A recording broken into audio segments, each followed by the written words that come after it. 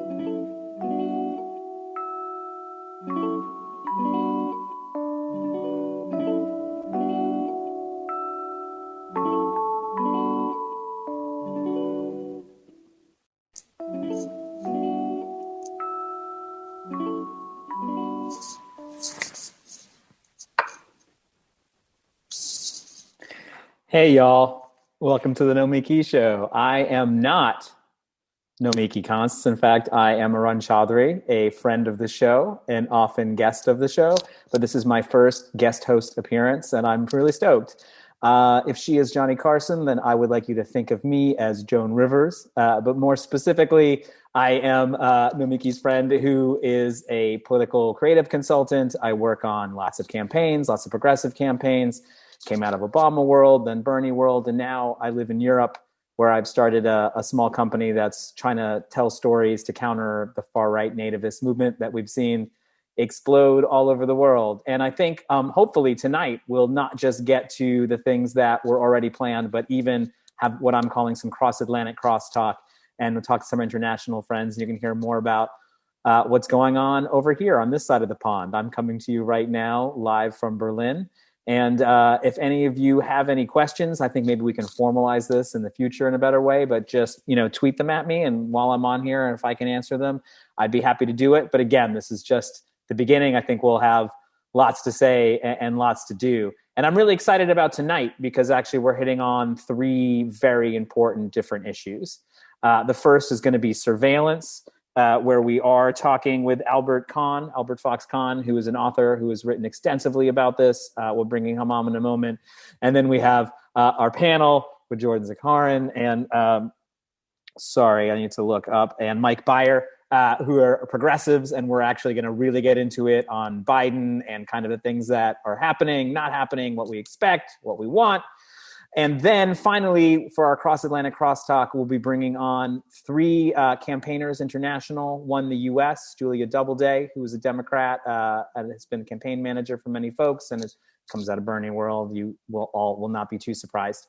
And then Ellie Mae O'Hagan from the UK, who's the head of a think tank up there and does a lot of strategic communications work.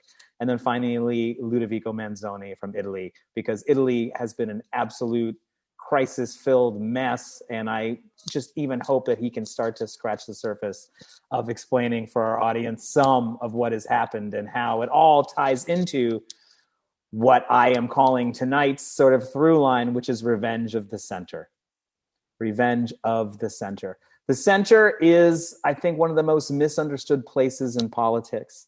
The center, since it isn't a place of strong ideologies, ends up being a place of strong politics. I think it's not an accident that when you take the French Revolution, your classic, left and right swings, it was the Directory, the most centrist, ended up having the biggest body count. I think it's sort of not an accident that the strongest, most aggressive politics we've seen often comes out of the center. And that's something that we're going to talk about coming at from a number of different angles. And finally, just a big shout out to any of my friends out there who were ever in Junior Statesmen of America, the JSA, because that actually is the origin story of how I know me from the beginning. Both of us went to this political dork camp 10 years apart, but the same program. And I think you find your friends through all of these ways, kind of like if you go to university, the people who you don't hang out in orientation with, the people who they skip all the events, that kind of become your friends. I think sort of we have had a similar look at politics, being people who've been fascinated with it our whole lives, but approaching it from both this insider and outsider status. So I hope this is the first of many times. I thank you so much for bearing with me, and I apologize for not being the woman in charge. She will be back on tomorrow and hopefully is returning with lots of really, really good footage from Puerto Rico, where she's been doing A+ reporting on things that are not being talked about. Okay, so our first guest, if we are ready, is Eric Kahn. Sorry, Albert Kahn. I said Eric. I don't know why I did that. He is actually not here yet, so we will be waiting for him for a minute. But when we're talking about the issue that he's talking about, surveillance, I think a lot of it is the first things that were really concerned when a lot of us saw what happened in the Capitol and saw some of the reactions to it. So I'm really going to be asking him about this in terms of a lot of Patriot Act 2 kind of context, and we'll be right back with him, and we'll take it from there.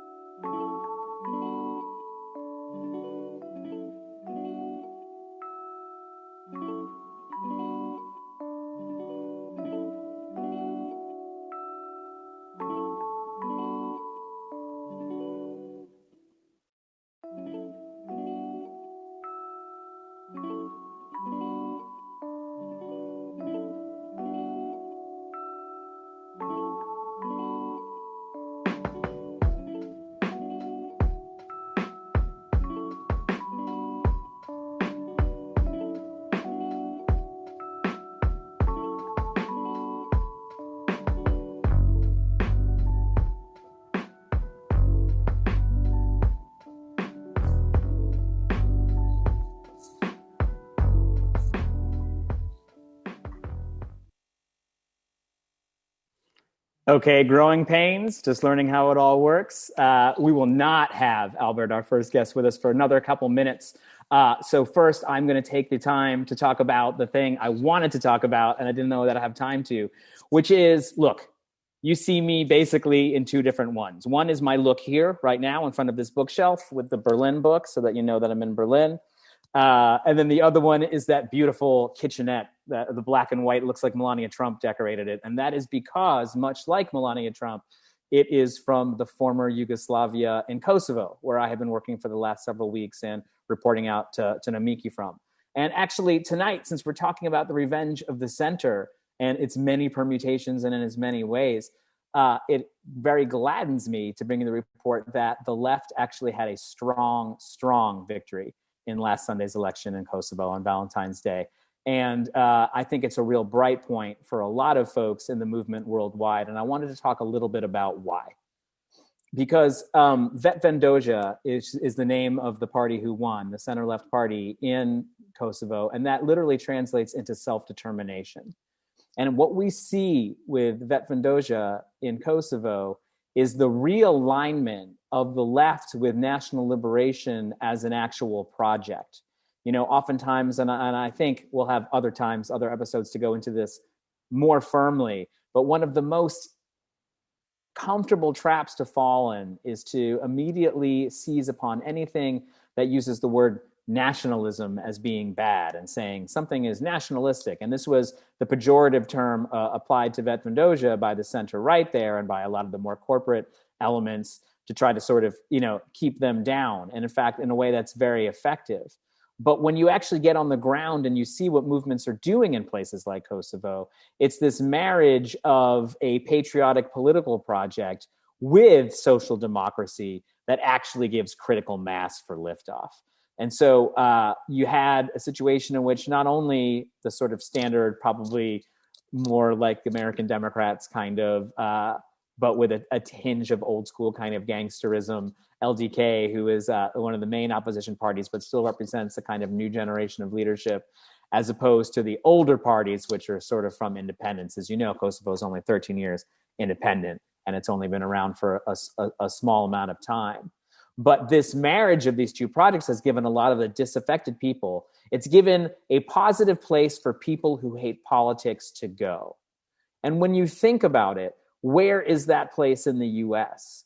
We don't really have it. In fact, I'm going to be pressing our second panel a bit on this when it comes to the DSA and things about if we do have a place for people who are interested in any kind of, who hate politics, but who actually believe in a welfare state, any place for them to go and them to fight for. And the emerging consensus, as you've heard me talk about it on the Nomiki show many times, the emerging consensus is that people want things to be more sustainable and more fairer. They just don't trust people to get done. And so if you can't wrap up your political project in something that means something to them, something as strong as anti-colonialism, something as strong as anti-corporatism, something as strong as a what some would call a nationalist or a populist tinge to it, you often can't get the goods. So anyway, the good news is that there was a big victory for the left in Kosovo. Vetvendoja and their leader Albin Kurti are poised to take power in the next few weeks. And I think we have a new model, and hopefully we can have some folks on and talking about the organizing model that they use, which is something a little more rough and tumble, a little different, and I think something that is desperately called for in Western Europe and in the US. Our friend Albert is here, Albert Fox Cahn, surveillance expert, and so we are going to get into it with him. Thanks to everyone in the live chats on YouTube and Twitch. And don't forget to like and subscribe and do all the things that you're supposed to do online. And we will come right back with Albert.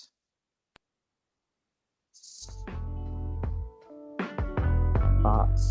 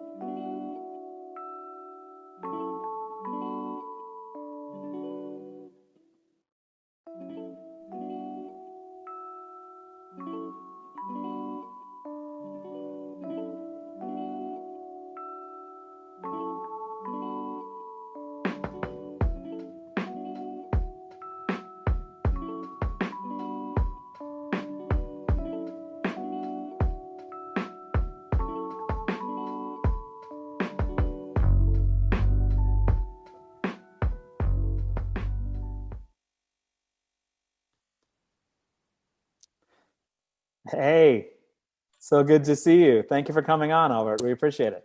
Thank you so much for having me. And you need to go easy on me because I am guest hosting today and I'm just sort of keeping the technological end together and keeping my hair under control, let alone doing as good a job as I could be doing. So I'm sorry that you're the guinea pig in this experiment, but here we are. No.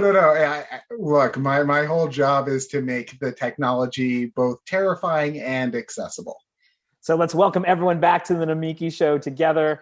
Uh, and look, I'm actually really excited that you're here, but let me do a proper bio intro for you before we really get into it, which is that Albert Fox Cahn is the founder and executive director of the Surveillance Technology Oversight Project, which is a messaging guy, I will tell you, conveniently spells stop, which is very good, and is a member of the Ashoka Fellowship Network, a fellow at the Engelberg Center on Innovation, Law, and Policy at NYU School of Law, and is a columnist for the Gotham Gazette. Just before we even get into it, can you tell us more about your organization and sort of, it would be the origin story, as someone like me would call it? Yeah, no. So basically, the origin story was basically the nerdy Voltron of bringing all of these different passions together of civil rights work, technology work, interfaith activism. I grew up in New York as someone who protested against police violence since I was 12 years old, working on interfaith community organizing since high school. And, after a very brief foray in corporate law, I went into public interest work at the Council on American Islamic Relations, where I was helping to run their New York chapter as their first lawyer and really looking at what the impact of the Trump administration was on the Muslim community here in New York, doing a lot around the Muslim ban, doing a lot around hate crimes. But I was also doing a lot of work around NYPD surveillance, looking at all of the ways that even though we had had the same privacy debates, the same technology debates about surveillance since I was in high school, we had seen this like radical shift in the ways that our local police departments were spying on New Yorkers in particular. It was happening all across the country, but was particularly bad here. And so I founded STOP in 2019 with a commitment of trying to push back against state and local government surveillance, trying to push back against things like facial recognition and artificial intelligence. And we do that by suing a lot of people. We do a lot of media engagement, a lot of op-eds, we write a lot of laws. We advocate at City Hall in Albany, and we do workshops to try to empower people with the tools they need to keep themselves and their community safe.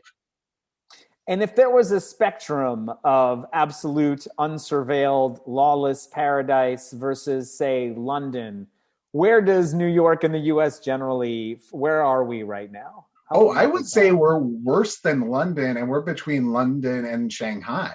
Okay, so tell me more about that. So even with that we don't have as many cameras places, we are approaching Shanghai levels. Please unpack that. Well, I mean, London has famously had its Ring of Steel and the massive expansion of CCTV around the city. But in New York, we have something called the Domain Awareness System, which has grown to be more than 30,000 cameras around New York City. And it's growing by the day. But on top of that, we use facial recognition, other systems to turn any person's cell phone, any bystander video, any footage that we can get our hands on into another NYPD camera. And so there we see the real power of biometric tracking to reshape the power of these systems. We have drones. We just released our first robotic dog yesterday, a $70,000 drone that is the creepiest thing you've ever seen. It basically, and there is a Black Mirror episode that warns us about exactly this, and yet the NYPD spent a small fortune to get a robotic robotic dog that doesn't have any real public safety benefits, but looks terrifying. On top of that, we have a lot of different data capture systems throughout the city. We built something called, we built in that domain awareness system I mentioned, an intelligence nerve center that pulls all of this data, the MetroCard data, the Omni data, all of the data about Ubers and ride shares, all of this data that gets captured in our everyday life, puts it in one place, analyzes us, and uses that to try to create this domestic intelligence infrastructure. So it's even like in the sort of internal arms race, I guess, that happens inside surveillance technology. It's the ability to gather lots of information versus the ability to interpret that information. Is the dangerous upswing that you're seeing that we are getting better and better, perhaps using AI, some other tools, at interpreting these vast amounts of data quickly, that we should be more worried than we used to, where it's like, yeah, they collect this stuff, who knows what happens? That's the thing about AI. It can be super powerful, but it can also be easily broken. And so we see with facial recognition, we've seen a lot of people who are wrongly arrested. We've seen the documented error rates that, mean that someone who looks like me is much more accurately identified than a darker skinned woman of color, particularly a Black woman. We also have seen that there are social media monitoring sites that use artificial intelligence to try to scrape data from people's Facebook profiles, from Twitter, from whatever social media sites are actually cool with people who are young these days, and basically use those to create these vast warehouses of data on the one hand, and then to do analytics on top of that to try to determine who's quote unquote a threat. But the AI, it's really good at making generalizations, but it's really bad at actually predicting the future. And when we try to predict who's going to commit a crime in the future, what we often do is just create a system that asks who looks like the people who we have arrested in the past. Raise your hand if you're poor. Yeah, stand up and be counted, basically. Exactly. And it's sort of like this veneer of objectivity. Like we hear about this stuff, and it's like, oh, maybe this will be less racist than the cops who normally make these decisions. But the systems are being trained on the basis of human decisions. They're not coming together fully formed just out of the blue. They are a construct. We make them, and we make them in our image. And when we make policing AI, we make it biased just like us, but we make that bias even more powerful. So we're at an interesting political moment, and I guess I would like to know what you're seeing. You get invited to speak at lots of things. I bet you the person across the table is starting to change a little bit. You're talking a lot about sort of keeping an eye on the police, who will watch the police, and some of this. Now you're having a lot of folks, liberal folks, obviously, like pushing really hard because of after the 6th and wanting to see these faces. Let's make sure we arrest all of these people, et cetera, et cetera. Are you surprised by some of the shifting sands you're seeing, or tell me how this ebbs and flows, because you've been around the block more than once. This is not your first rodeo. It's painful. It's also painfully predictable. Look, when I saw the images from the Capitol, I wanted to do anything I could to put those people behind bars. It was so painful seeing that happen, that sort of attack on our country, on democracy itself, an attempt to overthrow an election by force. And that sort of pain, that sort of anger, that sort of desire for revenge, we've seen where it takes us. After Oklahoma City, Oklahoma City attack, we saw one of the deadliest domestic terrorist attacks in U.S. history. We saw the right-wing extremists kill more than 100 Americans, so many children, and we responded with a broad new federal law that was designed to go after right-wing extremists. It was called the Anti-Terrorism and Effective Death Penalty Act of 1996. Horrible name. Yeah, we call it EDPA. Little on the nose. Yeah. And what we saw with that law is what happens all the time. We pass something in the name of fighting right-wing extremists, and then in practice, those tools are then weaponized against communities of color. This is the law, EDPA, that enabled the Trump administration to go on a killing spree and execute more inmates in its final weeks in office than had been executed in the more than a half century before Trump came to power. Very much disproportionately Black and Latinx inmates. It's the same law that's been used to give incredibly lengthy sentences, again, overwhelmingly for defendants of color. And so the tools we give police in the name of fighting the right wing are going to be used by those police against communities of color, because the police didn't need new tools to stop the insurrection. They had the tools. I've been to so many protests at the Capitol. I've seen the way they respond to peaceful, permitted protesters exercising their First Amendment rights, and they respond with a level of force that went far beyond what they were willing to do when you had armed criminals who were white and conservative. And so we have the police departments using their failure to actually use the powers that they had as a justification to get even more powers with absolutely no safeguards to show us that they will do a better time next time in actually treating the right wing as the threat it is, especially when we're learning every day about even more officers who were not fighting back against the insurrection. They were part of it. And we've all watched enough police dramas to know at some point it's not the new fancy gadget that it's police work. That's how you get people. It's police work.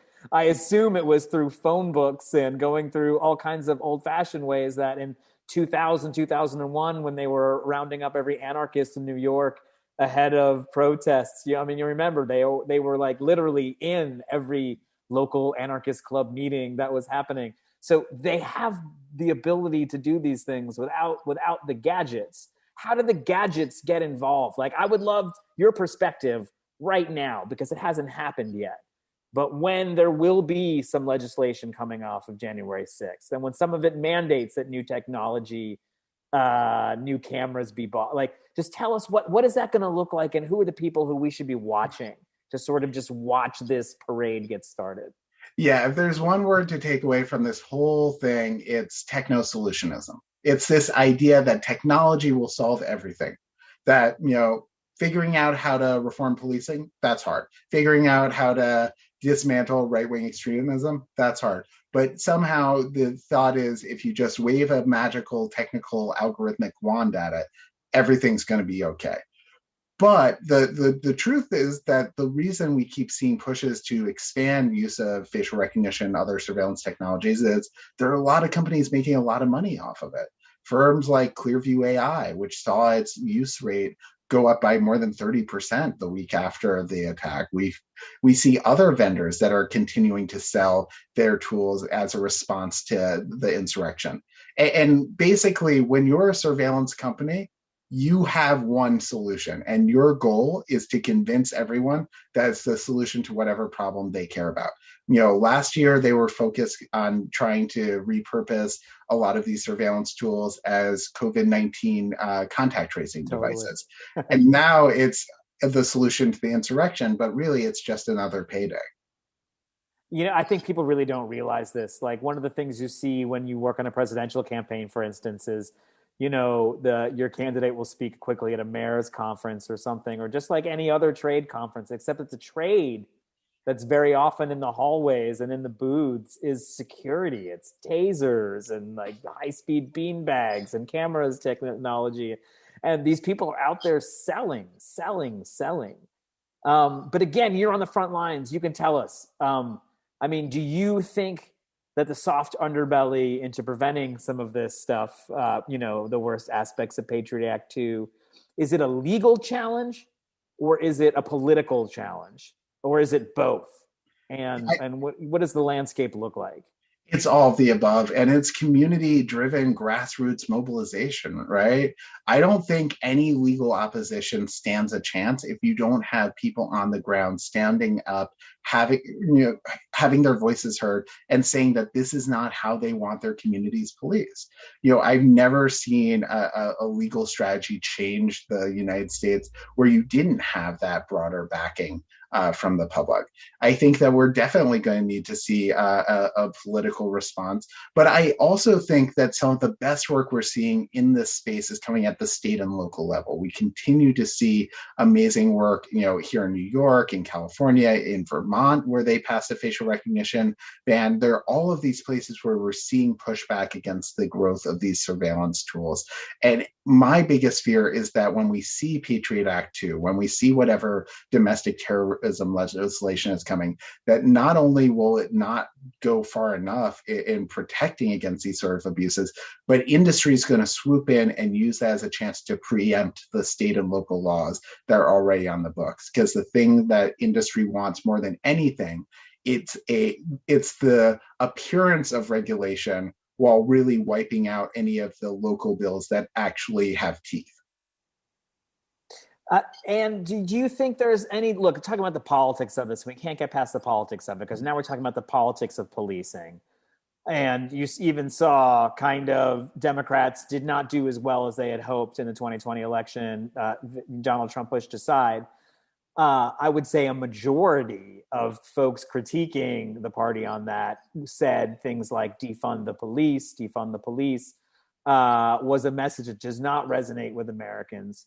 I do think the police don't need tanks was something that did resonate. Just look, you're doing advocacy work in this area. Have you been tailoring your message? Are you been thinking about some of these things? What are some of the things that you're seeing? Yeah, so my philosophy is that when it comes to privacy and civil rights, one size fits none. If you try to approach this with a single message to appeal to all Americans, you're going to fail every time because you're going to talk about abstract values that don't really resonate with their lives. But there are aspects of facial recognition and other surveillance tools like cell phone data collection, reverse search warrants, that really creep people out across the political spectrum. Look, this is one of the only issues where AOC and Jim Jordan agree. When they were on the oversight committee last year hearing about facial recognition, they didn't like it. They both were worried about the potential for abuse. And there's a lot of messaging opportunities here to go after conservatives as well. Like for them, imagine the threat of having a facial recognition camera or automated license plate reader that tracks every single person that goes to church, or every single person at a gun show, or any single person at any place where you have that sensitivity of being tracked. And really part of what we do at STOP is we partner with local groups in different communities to come up with a messaging platform that works best for their community, because we know that what resonates in Brooklyn is definitely not going to be the best messaging approach for a campaign in the middle of Ohio. I think Michael Bloomberg found this out especially with the mayors against gun violence, especially, sending out Brooklynites in Frappuccino glasses to talk to actual human beings did not work out well. But dig into that a little deeper. Tell us about some of these unlikely alliances that you're forging, because I find these stories to be the most politically interesting when people, especially in the progressive community, are looking around for things they can do. It's like, make some new friends, make some different friends. You're making some new friends. Tell me about them. Yeah, I think this is one of those things where it's really important to be able to stay true to your principles, stay accountable to the values that bring you to this work, but also find strategic opportunities to partner with people who may not be fully aligned with you on how you think about the values questions, but want the same outcome. So I'm thinking about the parents in a small rural community in Ohio that reached out to us because they were concerned about a new Bluetooth contact tracing product that was being rolled out in their community. This is the type of product that it doesn't actually help with public health. It doesn't help track the spread of COVID-19, but it's really good at automating the school to prison pipeline. It's really good at exposing undocumented kids to ICE. There's a lot of issues there. But the way I just messaged it now is not the way I was messaging it when we were dealing with the Ohio School Board, and talking instead about how do you focus on fiscal responsibility? How do you focus on the fact that this is a boondoggle? How do you leverage the fact that there are concerns about big government when framed in a non-law enforcement way that can actually resonate with the same themes? Because I think we're so hyper polarized right now that if you don't frame everything in the right packaging, people will reject it no matter how much they agree with the underlying facts. That's my last messaging question for you. Like, I think is the big enemy here just the complacency of, don't they already know every possible thing about me? How can I stop it? Either I can do a million things that are 99% ineffective, or do nothing and know I'm being 100% ineffective. Yeah, surveillance fatalism, I think, is particularly strong in more privileged ally circles, where you have people where they don't need to worry about that data being collected by an ad tech vendor, because they're not worried that it's going to then be sold to ICE to deport their family, because everyone in their family is documented. I think it's reminding more privileged allies that, hey, even if you personally are okay with this data being collected, what about the communities that you've been saying for the last 4 years that you're going to always stand with? What about the people who are worried that if they show up to a protest and they get flagged in a DHS database, that their mother or their grandmother is going to be ripped away from them and sent to a country that they barely remember? I think that that is a big part of it, because it is so different for so many of us what it means to be tracked and what it means to have this data collected, and remembering that, like with any aspect of law enforcement, at the end of the day, you can't assume that the ramifications are the same for everyone, especially when you're speaking from a very privileged position. Just take advantage of every minute that we have you. What is the next big fight coming up in this sphere, and how can any of the listeners get involved? And we're also going to play stopspying.org, which is your website, and which it was a good handle to be able to grab. That was a good move. Oh, I love that URL. Always grateful for that, right? Yeah. Completely. Well, there's a deadline right now before tomorrow night, February 25th, where people can submit comments to the NYPD under the POST Act, the Public Oversight of Surveillance Technology Act. This is the first law ever passed to comprehensively cover NYPD surveillance. And under it, they are required to give us a policy for every spy tool they use. And we have pre-formatted comments on the Post Act website, where you can go click and submit those comments in seconds. And once you do, it gives us another tool to push back against the NYPD spy and to demand that they end things like geolocation tracking and make sure that they end facial recognition. That's amazing. And so if people sign up here on your website, what should they expect to happen? So if they go to that website and click on legislation, and then they can go to Post Act, that will include more information about it. And they can also go to postact.org. That's probably the easiest way to submit comments directly. That's the website where we have those pre-formatted comments. We've seen over 7,000 this week. And the next thing I just want to flag is that people are talking about facial recognition now. We'll keep talking about it for a while, but geolocation tracking, the ability of the government to use our phones instead of our faces to track everything we do, that is going to be a major, major fight in the coming months. And we have a bill to outlaw it here in New York. Thank you so much for coming on and telling us about this stuff. I mean, it's things that we really, really need to be paying attention to. I hope you'll all go to stopspying.org so you can get more of this information from Albert Fox Cahn and his organization. We're going to take a quick break, and then up next, Jordan Zakarinl and Mike from Pennsylvania will join the show for their usual panel right after this short break. See y'all. Thanks you so again, much. Albert.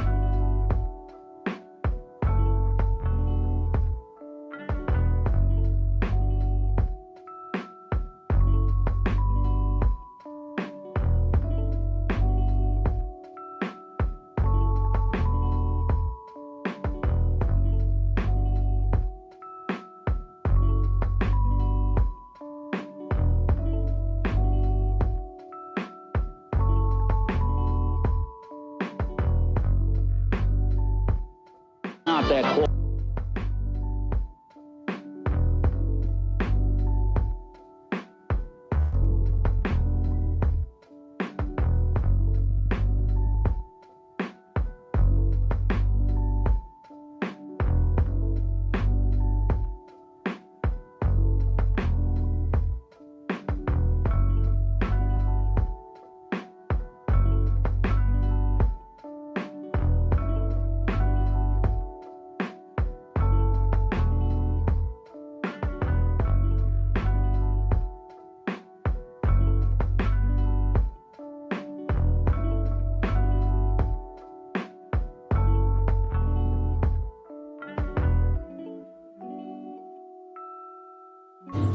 My wheat farm in Utah pays for my potato farm in Idaho, which complicates my taxes. I'll file those taxes for you. Hand them off. Thank you. I'd rather do this than taxes. I'm here. Hand them off.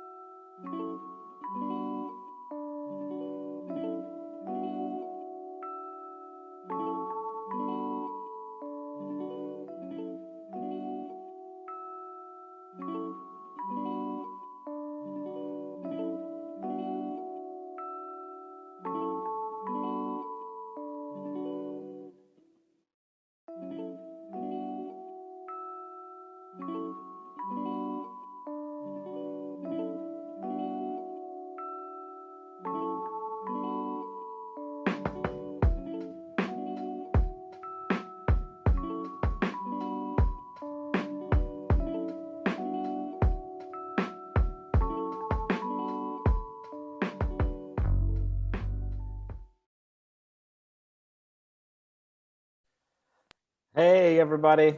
Thanks for coming back and joining us on the Nomiki Show. You will notice that I am still not Nomiki Konst. However, I am still the guest host, otherwise known as Joan Rivers, to her Johnny Carson, Arun Chaudhary, to Nomiki Konst.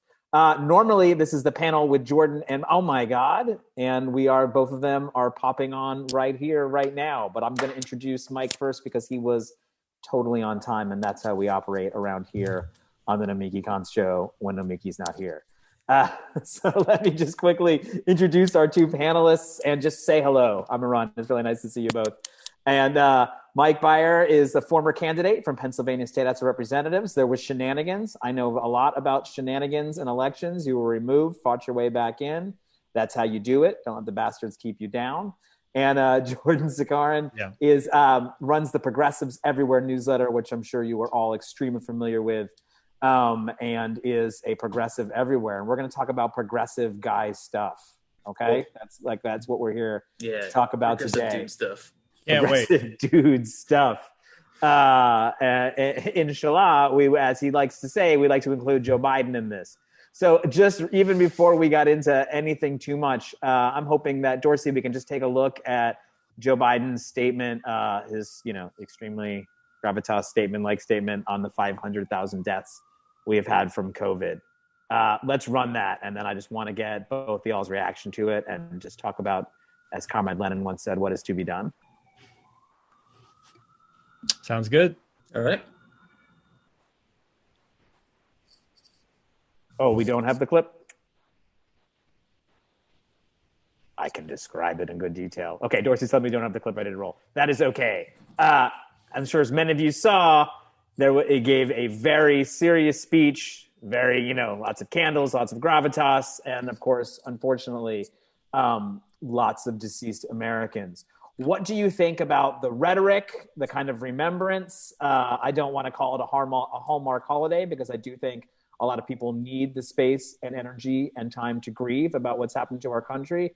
But generally, how do you think that it is landing? How is it sitting from a political communications point of view? What do you wish Joe Biden was doing differently? Because I'm sure it's something. Mike, you go ahead first. From my point of view, and thanks for having me, I think it's an abject failure. I watched the statement, and when I was watching it, I couldn't help but feel like a sinking feeling in my gut. Like I was watching the eulogy for the country. And maybe this is the last vestige of liberalism leaving my body, but I thought of presidents as somebody who were forward-looking, who were talking about taking action, and this felt like burying the empire to me. It felt like failure. It felt like he didn't have, I don't want to have my president be the guy who holds my hand at a funeral. I want him to be presiding over some sort of big material change that's going to improve our lives. And so for me, it really, really, really fell flat. It is really his brand. He is, kind of the consoling uncle of America in all those senses that it can mean. But for me, it never appealed to me. And I just kept thinking okay, where's my check? Where's the vaccines? How do I schedule a vaccine? And as opposed to yes, I absolutely feel terrible about the 500,000 Americans that have died. That's absurd. Yeah, no, that's real. Outrageous. Yeah. But how are you going to prevent the next 500,000? Today on my show, I have a show on Twitch, Central Committee, that everyone could check out. And I was talking about how there is new mutant forms of COVID that are now coming from America.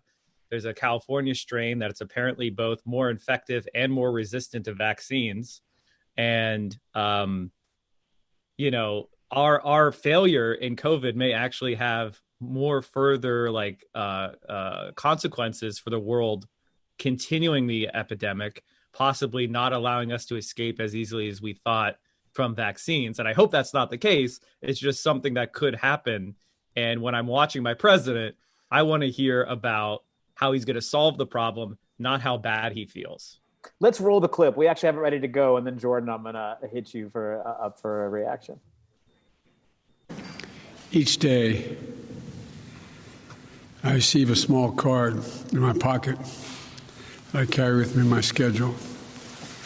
It shows the number of Americans who have been infected by or died from COVID-19. Today, we mark a truly grim, heartbreaking milestone. 500,071 dead. That's more Americans who have died in 1 year in this pandemic than in World War I, World War II, and the Vietnam War combined. That's more lives lost to this virus than any other nation on earth. But as we acknowledge the scale of this mass death in America, we remember each person and the life they lived. It's almost the Vietnam thing that jumps right out at me, because it almost feels like a president giving a speech about how we really ought to get out of Vietnam in 1974 or something, and just sort of people in the audience wondering who the last lucky person who gets to get shot is. But let me put words in your mouth. What do you think, George? Well, I think what the difficult part about COVID just generally has been that because we're all stuck inside, those of us who are lucky to be stuck inside, it's hard to fully gauge unless you know a lot of people who passed away, like the damage that has been done in a lot of ways. It's like watching, I live in New York City and, like 500,000 people have died across the country. That'd be like, I don't know, a quarter of Manhattan or, half of Manhattan just being wiped out. But, because it doesn't actually happen while people are watching, it doesn't happen around you. It's kind of hard to gauge. So I think, for Biden, he's clearly blaming it on Trump and the previous administration. So I think that's kind of the purpose. I don't think he'd be holding this vigil had he not been, had he been president at the time. So I think in a way it's, I guess, his way of kind of burying the dead, but also burying the last administration. And, I don't mind so much that he did this. I just wish there was, in addition, more of a plan. We're going to, I think it's important to give people some kind of closure, although, family dying for no reason is not, really going to get closure on that. But I don't mind that part. It's more like, what are we going to do going forward? Not just for the mutant strains, but, giving people their stimulus checks, right? We're still a month away from that, perhaps. Giving people, whether it's investing in jobs, investing in, raising the minimum wage. We're going to give up on that, apparently. So I don't, whatever. Have the thing. I think a lot of people, need some sort of feel like somebody cares, because they've just been abandoned. Mm-hmm. But if that's it, if it's going to be like, I feel your pain, and then I'm not going to give you a minimum wage increase. I'm not going to give you a stimulus check. I'm not going to somebody give had to you do something healthcare. about that. Yeah. It sucks, right, guys? Oh God. So that's How long my. do you think that's he my has, Jordan? How long do you think he has to really say this is the concrete stuff that I want and this is when it will come? I mean, all right. So we're gonna get the stimulus by March 14th, perhaps. That's when it expires. So we got that maybe, and maybe there'll be minimum wage in there. Probably not, given the fact that Kirsten Sinema, despite the fact that Arizona already has a $12 minimum wage, not going for it. So I don't know. It depends on how much he wants to push. He seems like he wants to push Neera Tanden and a bunch of neoliberal nominees more than he wants to push the minimum wage. I think probably 6 months is when he has. That's probably like the deadline to get most of these things done, because Congress will go on vacation in the summer, and then by the fall, more people can be declaring for different races. Right? Yeah.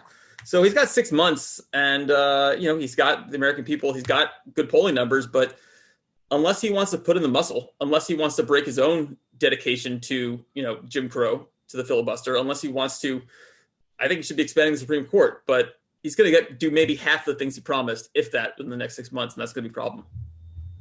So he's got his chips, Mike. I mean, where would you, if you were actually Joe Biden, and what you remember from Obama was that he got to get one thing done. I mean, this is a thing that's always funny to me, because when I'm asked questions like this, I just simply draw from history on what presidents who accomplished a lot did, and they didn't act like passing legislation was some sort of fuel that they were burning. They used it as momentum. The reason why we say the first 100 days is because FDR passed 17 major pieces of legislation in the first 100 days in the New Deal. And so there's no reason you only have to do one bill in a year. You can do a lot of bills. You can do them very quickly. I urge you to go look at how quickly they moved to bail out Wall Street when the COVID pandemic first started to bite. Mm-hmm. What would I be doing as Joe Biden? Well, I have a much different approach to power than someone like Joe Biden. I want people on the left to win elections, and I want them to win more elections. It doesn't seem that that's actually Joe Biden's goal. Something like DC statehood, Puerto Rican statehood, if they want it. Something like the Voting Rights Act. That would have been number one. The HR 1, the Voting Rights Advancement Act, is it actually an outstanding piece of legislation that would make the Democratic Party more powerful in the long run. The PRO Act, making unions more powerful. I ran as a state legislative candidate, and the juice for my campaign came from local volunteers and my local labor unions. Mm-hmm. That's where money comes from. That's where volunteers come from. That's where knowledge of the community comes from. Like when I'm knocking on doors, I had a teachers union volunteer who became my best friend, and we were canvassing all these doors, and she knew the community because she had been doing it for decades. Where is Joe Biden on these kind of retail politics? I have no idea. And as far as COVID-19 and the reaction to it and what we can do, the answer is he's doing exactly what they did with Obama. If you remember back in the Obama administration, they repealed DOMA. They repealed it in the lame duck session after they got slapped in the 2010 midterm. And Obama didn't want to do it. Obama did not want to repeal DOMA. He was forced to by Nancy Pelosi and Harry Reid. He said Obama was worried about another failure, and they were like, and Harry Reid went to him and he said, we have the votes. What do you mean? We're repealing DOMA. I don't give a shit what you say, Obama. And then they did. And they put it on his desk, and they ended up getting 60 some votes for it. They got some Republican votes. That's how I feel about Joe Biden. Bernie Sanders is doing the same thing with the $15 minimum wage. I don't give a shit what Joe Biden says about the parliamentarian. We're going to force this through, force Joe Manchin and Kristen Sinema to vote no on a COVID relief bill. I dare you. I double dog dare you. And then put it on Biden's desk, and he'll sign it. He's irrelevant. His dumbass comments. It's the same thing with Obama. They just sit back. If they're not going to lead, let us lead. And that's kind of my attitude. And hopefully, Bernie Sanders, I know he's making a big push to keep the $15 minimum wage in through the parliamentarian. But like Obama, as far as I'm concerned, they're just somebody with a finger and a pen. Irrelevant. You're saying something that really resonates with a lot of what folks say on this show, on the Miki Show all the time, which is that Democrats need to exercise power. And even listening to you say, I'm a filmmaker and I get, stupid images in my head. But I was like, yeah, if you get the genie, you ask for more wishes. That's sort of what you're saying. It's like the first thing you do with your power should be to amass as much power as you have so that you can use it. One of the things people want to do is push, economic stuff to the left. Dorsey, can we watch this clip, which is an endorsement of universal basic income coming from a less likely source? Plus, a push in Sacramento to provide a universal basic income to foster children as they age out of the system and try to make a go on their own. What do you think, Jordan, I'm going to ask you this first, about some of these progressive ideas being tried in these little ways? Like you can see Bernie, being like, why don't we try a little bit of Medicare for all just for vaccination relief, and we'll see if people like it or not. What do you think about this as a toe in the water for a universal basic income? I think going back to what Mike said real quick is that, Democrats don't want to use power. And I think it goes beyond Biden. I don't think the people who are in the Senate necessarily want to use that power, even if it's not just Manchin and Sinema, right? They are the faces of obstructionism. They're the faces of filibustering. They're the faces of all that. We need to elect Democrats that want to use power. And I think that's our problem right now. We don't have enough of those people. Of course, we can try and pressure them. I'm all for doing that. But that's the fundamental problem. And when we look at things like these, this program, I think it's great. I think that people who are in the foster, everyone should be getting UBI. But people who are in the foster program who are left out of it, who leave after a time, they're at a fundamental disadvantage. They should be given that opportunity. They should be given that help. I don't know why we need a pilot on a very small level, in states. It's one of those things where, Vermont or one of the other states tried a universal healthcare thing, but it's too small to do on any scale where it makes a difference or where it works unless you do it nationally. Maybe a state can give some money to foster kids and that can work on a small level. But unless Democrats are willing to take a big shot, they didn't start Medicare on a state level.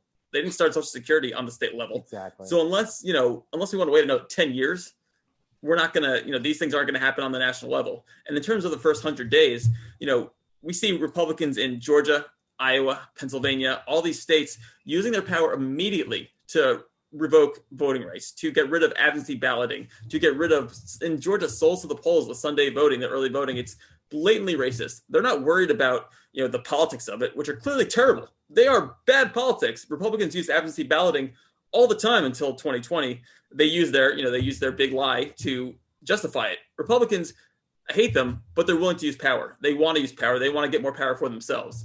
Democrats don't want to do that. So they can do all these pilot programs in small places and cities and, towns and state governments. But unless Democrats on the national level take action, expand voting rights, but do all these other things, it's never going to happen on the national level, no matter how many pilot programs and how many small successes they have. I couldn't agree more. I think exactly that idea. It's like these little things can fail and be pointed to as failures when we know that that's the plan to begin with. that once you say that a program is not universal for even one person, immediately black people don't get it, right? You know, it's sort of like when people complain, well, I don't want to pay for Donald Trump's kids to go to college. You're like, I am excited to pay for Donald Trump's kids to go to college because that is a tiny fraction of who, you know, you know what? If a rich kid loses his student debt, I'm fine with it. Get rid of student debt. Well, it's just a ridiculous argument. You know, this is actually something that, you know, if I could jump in and talk about Pennsylvania in particular, because I'm, you know, I'm pretty much, I know politics pretty well here. And let me just say that we won the Pennsylvania Supreme Court. Their statewide elections, you know, for the Pennsylvania Supreme Court, their terms last 10 years. And a bunch of Republican judges were forced to step down because they were caught sending emails with racist jokes, like with Obama with a bone in his nose, bestiality porn from their official judge like email account. So they were forced to step down. And we won these really great judges. And now we have a 5-2 majority on the Pennsylvania Supreme Court. That's part of why, you know, they were so mad about Pennsylvania, because those Democratic judges then went and protected voting rights in 2020. And so the Republican response to this is they want to gerrymander the Pennsylvania Supreme Court. Instead of having 7 statewide judges, they want us to have 7 judicial districts and have judges represent a district so they can gerrymander 4 hardcore Republican leaning seats and then pack the 3 Democrats, have like a Pittsburgh seat, a Philadelphia seat, and maybe something like, you know, the suburbs of Philadelphia. And then the rest of the state will be gerrymandered in a way that allows them to have a majority in this Pennsylvania Supreme Court. They don't care about democracy or anything. And they are going to do this constantly. In North Carolina, they want to pack the court. They've expanded the court in a number of other states at the state judicial level. So when they have the power and they need to pack the court, they immediately do. The Republicans would do that at the national level. If we ever got a majority on the Supreme Court, they would pack the court if they had the power to do so. All of these things, it's not a matter of like, if the Republicans would do it, they are limited by only one thing. Can they do it? If they can, they will. And I don't know what it's going to take to make Democrats realize that's the case. I believe that if we allow the Republicans to gerrymander after 2020, there is no way the Democrats are going to take power in Congress again, at least in my lifetime, barring some sort of huge result. Because in Pennsylvania, they already have a geographic advantage. You know, Democrats tend to be more concentrated. And we have a test case here. Just to wrap it up. Sorry for the long monologue. But in Pennsylvania... No, it's okay. In Pennsylvania, our Democratic Supreme Court threw out our congressional map back before 2020. And we picked up 4 seats from them drawing fair maps. They were not biased towards the Democrats. They were just fair.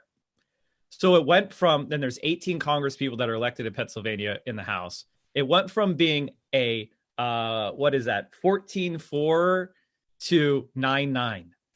And it was this pretty much the same performance as before. And you could do that, and they control the state legislatures and trifectas all over the country, and they're going to do that again. So Nancy Pelosi's majority is going to go out the window when they draw the maps new for the patterns of Democrats from the 2020 election, unless something is done immediately. As famous boxer and convicted rapist Mike Tyson says, everyone has a plan until they get punched in the face. Yeah. Jordan, I want to give you the last word on what you think can actually be done in response to these things that Mike so eloquently tells us is going on. And then also make sure that you plug Progressives Everywhere newsletter. Yeah. And Mike, also make sure that we talk about Central Committee. I've actually have been writing a lot about this on the Progressives Everywhere newsletter, progressiveseverywhere.substack.com. You know, I talked a few weeks ago about packing the courts. I've been talking to people about expanding the Supreme Court. There's no reason why the Supreme Court has 9 justices. It used to correspond to lower courts, and they stopped doing that. And so there should be 13. There should be 13 seats on the Supreme Court. Democrats, all they have to do is get rid of the filibuster. They don't even have to pass a constitutional amendment. They can pass get rid of the filibuster, pass the Voting Rights Act, the John Lewis Act, the For the People Act, that gets rid of, it repopulates what the Voting Rights Act used to be and adds more protections. Then they can very easily, with the 50+1, expand the Supreme Court. And it is the only way, because the Supreme Court, the past one, just gutted the Voting Rights Act. It gutted, all those other things. And Clarence Thomas, in a decision released yesterday, it was a dissent, thankfully, but he wanted to question what the Pennsylvania Supreme Court did in 2020. So did Scalia. So did Gorsuch. So they don't care about even state Supreme Courts. They don't care about what the precedence is. They don't care about their so-called federalism. They don't care about any of that. They will undo any democracy they can. They will destroy every right to vote there possibly is. They do not care how unpopular it is because they will choose their voters. And so Kyrsten Sinema can go ahead and block every reform. She can block every filibuster. But in Arizona, which is being, again, the state Supreme Court is now going to be gerrymandered. And the state Supreme Court is Republican. It is going to be gerrymandered on a legislative level and redistricted on a legislative level, even more so now that the Republicans have replaced the nonpartisan head of the redistricting committee with a person who leans to the right. She can do that. She can go filibuster all she wants. She's going to piss off the people who worked for 10 years to turn Arizona blue, all the Latino and union workers who turned Arizona blue. And then more voting rights, more laws to get rid of voting rights are being proposed in Arizona than anywhere else. So she's going to lose. 2024, she'll be done. So many Democrats will be done. In Georgia, there's no chance that they will win re-election if Republicans pass all these laws. So unless Democrats are willing to use power, they're not going to keep power. They are not going to be able to ever attain power again. And even if they're selfish, awful people in Congress, and I'm sure there's a lot of them like that, do it for your own good. Do it for your own good and retaining power, because otherwise you're done. The party's done. And that's going to be it. Do it because it feels good. Yeah. Is maybe our final message. Don't be afraid. Republicans aren't. Thanks so much to both of you. We're going to have to take a quick break. And then up next, we're going to have our cross-Atlantic crosstalk group. But also make sure you check out Central Committee on Twitch, which is Mike's show. All right. Yep. Check it out.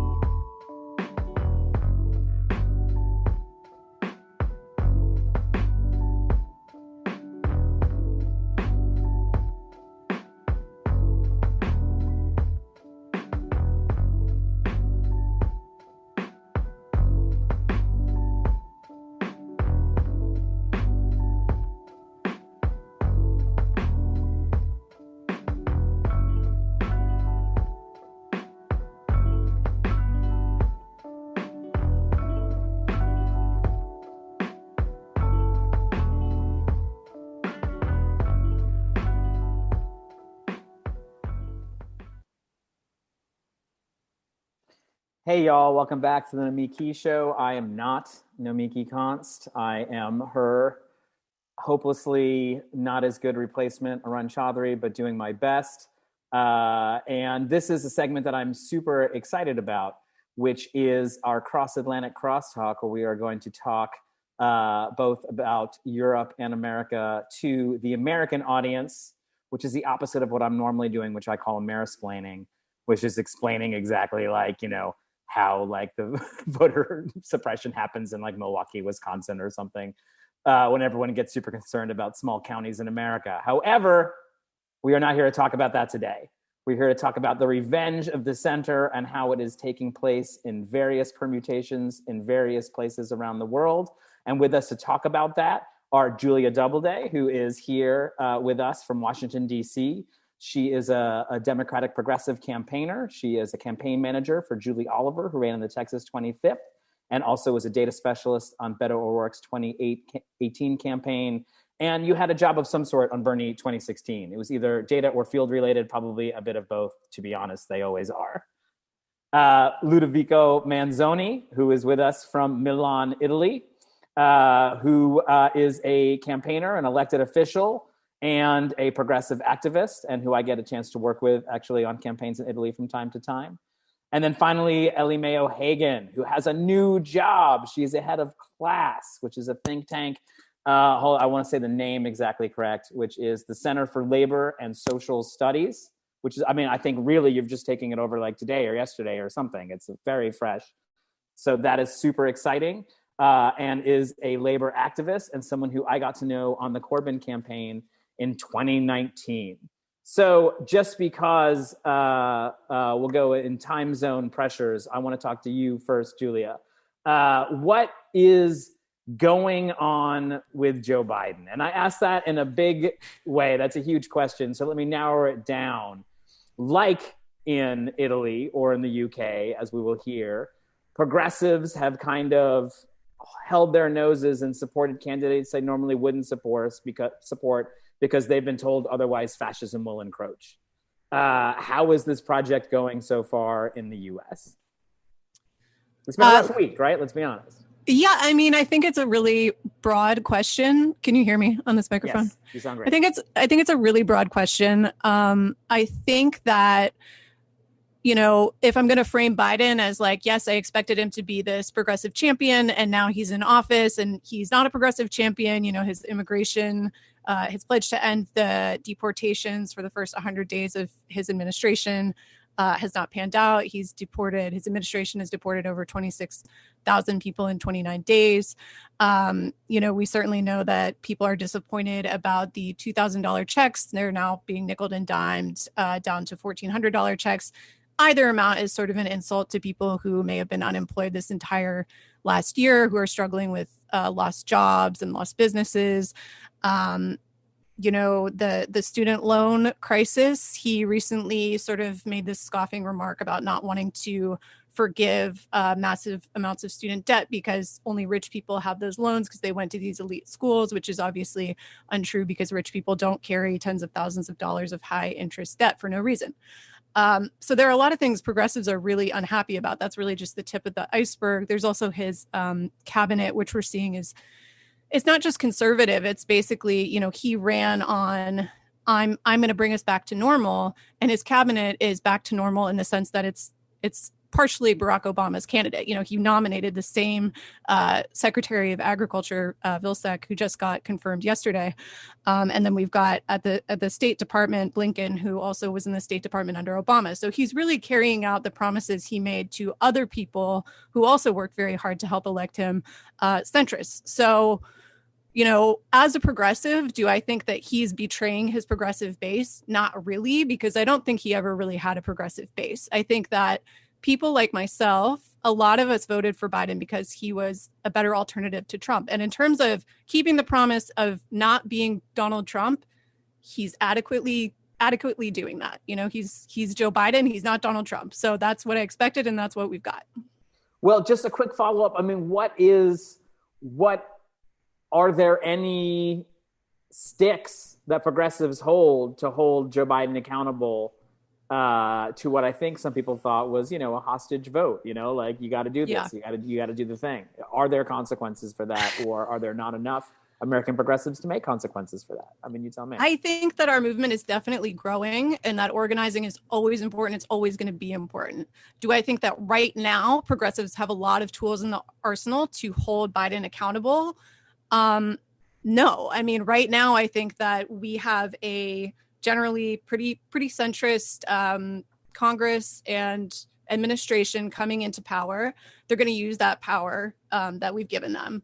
And we've given up, you know, by voting them in, we've given up the bargaining chip that we had. That's not to say that organizing isn't important. It's just that we have to understand that Biden and his entire administration exist in this very large ecosystem of influence that includes, you know, not only the politicians that we elected, but also their staff, the administration, the media on the Hill, the think tanks, the consultants, the lobbyists. there's a gigantic ecosystem in DC, and it all sort of agrees with itself. So in terms of getting progressives into those sort of other arms of the US government, I would say that we're very far from being able to do that. That being said, obviously there's more of us than there are of them. So it does just come down to being able to build these organizations like the Justice Dems, like Sunrise Movement, as well as unions. I mean, unions are really crucial. If we look at what the teachers unions have been able to do during the tail end of the COVID crisis here, not, demanding not to go back to work unless they're vaccinated. The grocery store workers didn't have the power to do that. So the way that we can be influential over these people is essentially, I think, just to wield our power as workers, join unions, and definitely, if we had the power to say, have a national strike, that would be something that they would have to pay attention to. Right now, we don't have the power to do that. So I would say we have, right now, the tools in our toolkit, we have very scattered and limited power to be able to influence this current administration, just because there are a lot of very wealthy people that put him there that have a lot more power than we do right now. Yeah, no, true what you said to the Justice Democrats, though, because it certainly does seem like the imaginary primary that AOC is waging with Chuck Schumer is actually yielding some real results. Look, in the Democrats in America, we have seen clearly with numbers that progressives are the minority in the party. And, this comes along with that. Ellie, in the UK, that's not something that we know for sure. We saw very recently Jeremy Corbyn, a left-wing progressive candidate, actually become the leader of the party for a few cycles. There is a different dynamic happening there with the ascension of Keir Starmer, which is not just to not listen to the left, but seemingly to punish the left and people on the left. What do you think are the differences in that dynamic? And what is going on for the American audience where we can imagine, Joe Biden getting in a fight with AOC, but we can't imagine him expelling her from the party? I think it has to do with the fact that the British left has a bigger history of taking power than perhaps the American left. We have higher union density. I mean, it's fallen since the 80s, but it's still higher than in the US. And, the left of the Labour Party has taken power in the past. It took power in the 80s. And it's always been a kind of factor of the Labour Party that the membership has always been to the left of the leadership, with the exception of the Corbyn years. So there's this sort of idea on the Labour right, and the Labour right is not a homogenous group. It's a sort of varied group that have different kinds of right-wing politics. So some are more right-wing because they're more capitalist, and others are more right-wing because they're very socially conservative. But the one thing that they always agree on is that it's kind of their role to save the Labour Party from itself.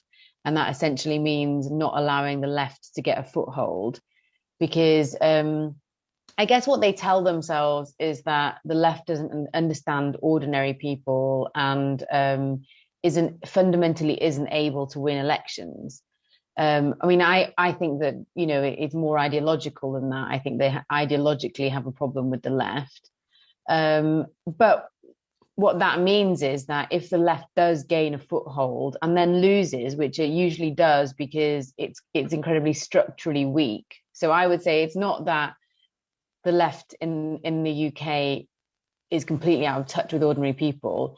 It's that because it was marginalized in the 80s, it's still quite structurally weak. And whereas the centre is very institutionally powerful, so it's quite difficult for the left to win. And so when the left loses, then they're sort of, when the centrists take power, then they kind of sort of punish the left really as a sort of disciplining measure.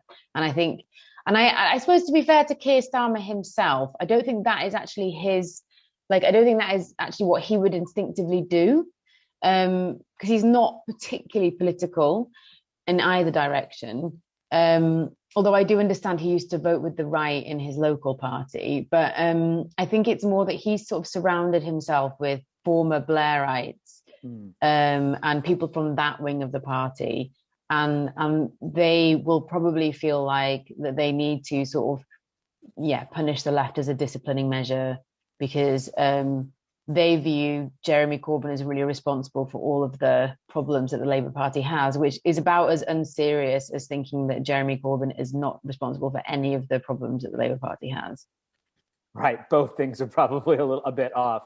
Yeah, exactly. I will say, while, we're describing the American Democratic Party, it's very easy to see, look, I have a very high and a very dim view of politicians, having worked with folks like, very closely. One of the dimmer views I have of them is that I do think the thing they react to the most is the industrial applause complex. So whoever is applauding for them the most and sending them the most satisfying text messages about what a good job they are doing is probably the person they end up listening to the most. I say that as a middle-aged man. I fall victim to this all the time myself. So I understand who the American industrial applause complex is for Joe Biden when he nominates Neera Tanden for something or when he does whatever. Who is Keir Starmer's industrial applause complex? Who is telling him right now he's doing such a good job? If, as you say, the left is naturally actually more united than a more fractious center and right in the Labour Party. I wouldn't say that. I guess, is the Labour left more united? I'm not sure. I would say that. In terms of who the Labour Party is basically just a hot mess of arguments. I think that's one thing that on all sides. In terms of who his industrial applause complex, where that comes from with him, I think first of all the establishment. So I think one thing that's interesting about like the sort of politicians in the sort of mainstream of the UK is that they would rather fail conventionally than win unconventionally. The most important driver for them is to sort of be part of the establishment. And I think that like that's something that I don't mean that when I say that Labour leaders don't want to win elections. What I mean is that it's very important to them to be part of the establishment to the point where they are reluctant to do unconventional things in order to win. And so the first is the establishment, so I would say that means like senior political journalists, and actually Keir Starmer has had a lot of favourable media coverage, and I think quite easy media coverage, and I think that the people around him will view that as a success. But I mean, the polling kind of suggests that it's not a disaster, but it's not. It's really not getting him anywhere, though, is it? We're seeing exactly. Just a couple points here and there, which seems shocking considering what Boris Johnson is doing. His personal ratings and actually the party's ratings have started to fall now as well. So first the establishment, and then secondly, the Labour Party has focused all its energy on trying to win back a set of constituencies that traditionally voted Labour but were lost in 2019. And I guess if I was trying to try and think of an equivalent US state, it might be somewhere like Wisconsin. So like somewhere kind of Rust Belty with like an older white working class that feels left behind. No, that tracks. Yeah. Yeah. And so basically any sort of outlets that are perceived as sort of ventriloquizing the needs of those people, I think if they were to praise Keir Starmer, that would be seen as a victory as well. So I think that's where he wants his applause to come from, and certainly not the left. I actually do wonder if maybe they view like anger from the left as a sign that they're doing something right, which I think is a problem, because I just don't think that it's possible for Labour to win without its base. But yeah, certainly not the left. So it's interesting. We have, two folks who are dealing with their built-in audiences and trying to decide what they're going to do. Ludovico, in Italy, we have an entire governmental crisis sparked by our favorite Italian centrist, Matteo Renzi, who seemingly doesn't have an audience. So tell me, how does he do it? He has just for the people playing, keeping track in the American game at home, he has a party that polls at 3%, which is the threshold of being able to even be a party. I don't even know if it has it anymore. And yet seems to have brought down the Italian government and recreated it in the image of centrism. Tell me about this fantastic, amazing man. Right. So no, unfortunately, indeed he was able to do this. Why? Partly it's because the Italian institutional system is always very unstable. It's a parliamentary system, and as many parliamentary system with a multi-party system, you need to basically have broad coalitions to be able to govern. Renzi's party right now is polling at 2%, actually, I believe, but he still have a lot of MPs. He still have a lot of senators, although they didn't receive any vote because they were elected in the Democratic Party, and then they made a split. Renzi split from the PD, which is the equivalent of the Democratic Party, to form his little party. So he made a small sort of conservative party out of the center left. And he had just enough votes in parliament to sabotage the whole government and make it implode, unfortunately. So where does this get him, and where does this get other people who, in a country as famously allergic to the center as Italy is, is this just one man, who sort of misses the days of Tony Blair and Bill Clinton, being able to sing that song? Or is he actually putting together a new viable coalition of the center through this grandstanding? So there is a political interpretation and a psychological one. The psychological one is the easier one. He's pathologically incapable of not being at the center of the attention.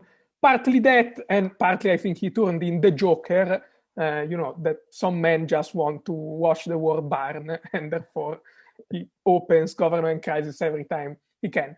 The political one is, he succeeded in his goal. We now, by any definition of the standard and measurement, have a new government, the Draghi government, which is more to the center. Just let everyone know, it's a Goldman Sachs sort of inspired government. And we have Salvini's party and Berlusconi's party now support the government. This is the right way. Without even focusing on Draghi himself, the government undoubtedly moved more to the right. The maddening thing about this is that Renzi will now probably be way less relevant, because first he could kind of hold the government hostage with his votes.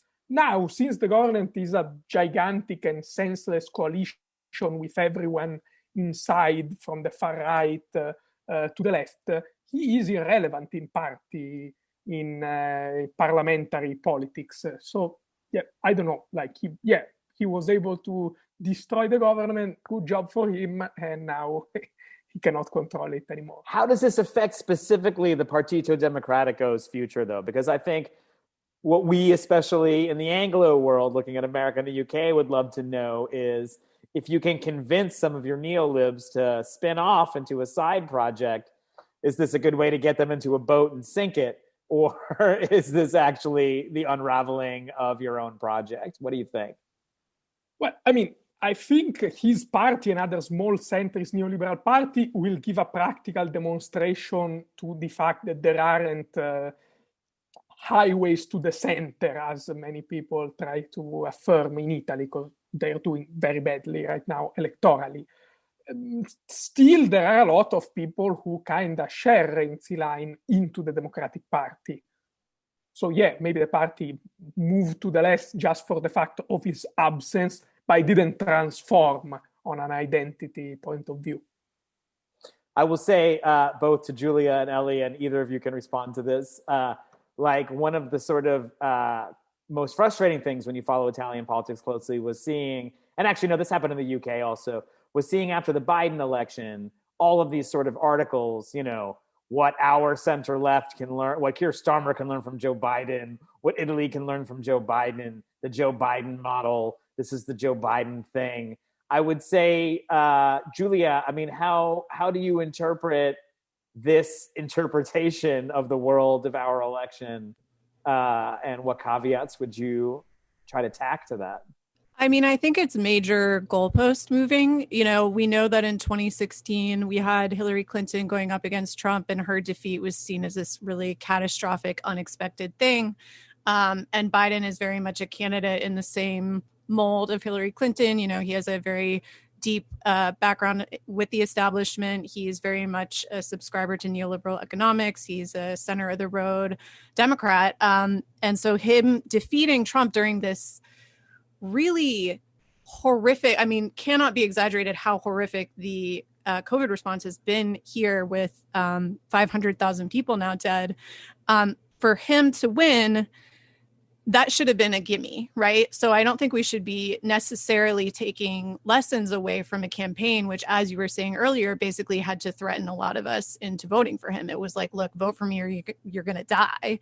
And I didn't want to die. So, I mean, that's how a lot of people felt. I don't think that that's a great way to build a long-term coalition that's going to, be able to build a stable long-term government. Like, I just feel that the Biden coalition they feel that it's quite strong, and internationally they want to bill it as quite strong. But it actually sort of goes back to something you were mentioning, Ellie, you were mentioning about the UK, which is that, in the US, they really like to concern troll about leftist candidates, about whether they can win. We're so worried they're going to lose. So anytime that there's a further left candidate running, there's a lot of press around how, can this person win? It's a big test for the left. It's a big test for the left. If they lose, this means the left is bad and it can't win elections.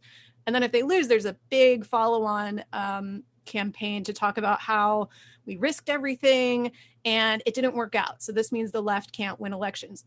But if the person on the left wins the election, they don't follow on and say, you know what, Jamal Bowman won and Cori Bush won, and this means the left wins elections, and this means we have to only run leftists from now on. They only do that, ideologically with people that they agree with. So it's this goalpost moving that happens.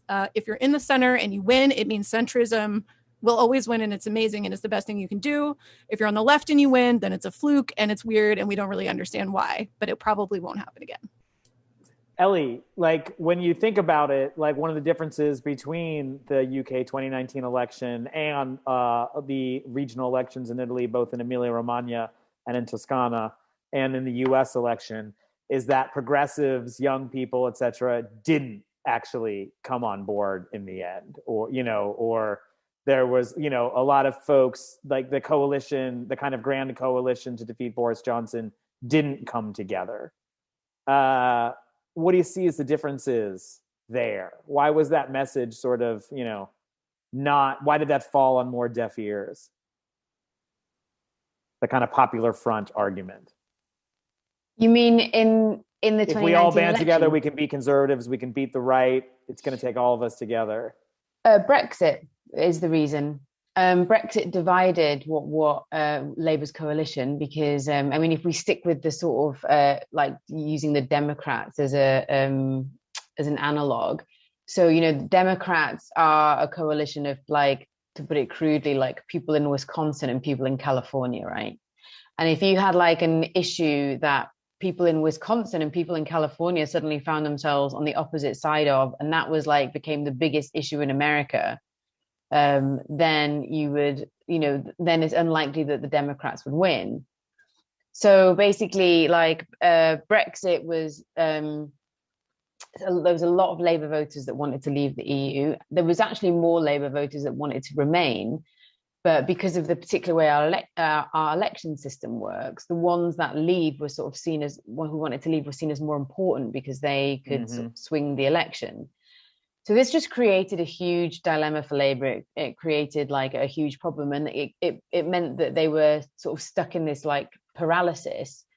And it also meant that Labour's more sort of centre-left voters, that were more towards the centre, had an excuse to sort of leave the Labour Party and kind of vote for someone else, because basically the Tories in this country, they're historically known as the nasty party. We have this phenomenon we call like shy Tories, which is people not wanting to admit that they're Tories because they're sort of seen as not very nice.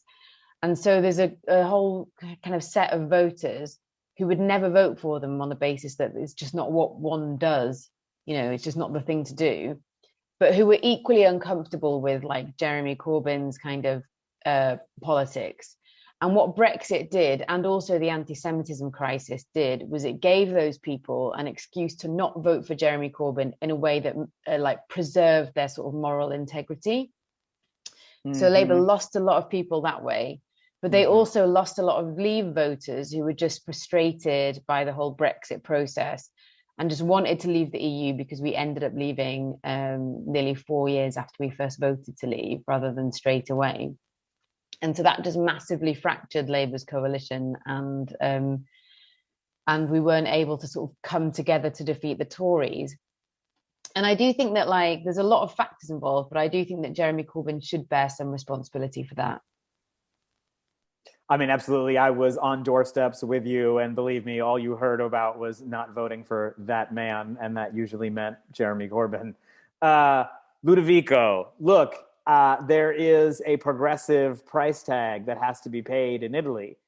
Young people, leftists, people outside the party, people from actual left parties are not just voting for the center-left candidate. Sometimes they're even choosing to vote to send the strongest message as members of the Partito Democratico. How much longer can the party get away with this without offering something that progressives want? I mean, to be fair, I don't think they're voting for us right now, so we're getting away with it in the sense that they're voting for someone else. Right, they're not voting for the wrong people. No, but in Toscana, for instance. Okay. In broader elections where we have a coalition and they're just like one versus one candidate, yes. In political election, I mean, last time we got 18%. We can get away with it as long as we're willing to stay a minority. I would hope we try to become the majority again, perhaps at a certain point. Although it's a very difficult process, because I feel that, yes, we can always work as for lack of alternatives and desperation. Those sort of people might still vote for us. But until you have a strong identity, until people know what your party stands for, it will be very hard, in my opinion, to rebuild that kind of coalition. You're telling me you can't just build everything on desperation? I've been living my life incorrectly, Ludovico, and you're pointing me towards that. Thank you, all three of you, for coming on. Appreciate you so much for my first Cross-Atlantic Crosstalk, and I hope if we do it again, that we can count on y'all. Of course. Thank you, Arun. Thanks for having us. Thank you so much. And you were great, by the way. You were a great host. Stop. Have her back where you need to be. We have some shout outs. This is the part of the show. You all can take off, by the way, if you want. This is the part of the show I understand the least when Nomiki starts speaking like YouTube talk, but I'm going to try it. Thank you, Micah Gelfriend, for the super heat donation, and thanks Central Committee for the raid. That is, of course, we gave a shout out to that before as Mike's organization show on Twitch. Shout out to Professor Harvey K and everyone for mixing it up in the live chat on YouTube and Twitch. A big thanks to MIDI Doctors and Mario for working the algorithms. And a huge thanks to our YouTube mobs. That's Bob C, Chokin, The Orb, and Chuck Diesel. And to Dorian Sapiens, A Difficult Truth, Our Means, and Nug Wrangler on Twitch for keeping our live chats troll free. I know that can't be easy. Your efforts are so appreciated. Thank you. And to everyone who put up with me instead of your usual host, I appreciate your efforts and energy. Let me know if there's anything you want me to follow up on with you all on social media, and I hope to get the opportunity to do this again sometime. Thanks so much. Appreciate it.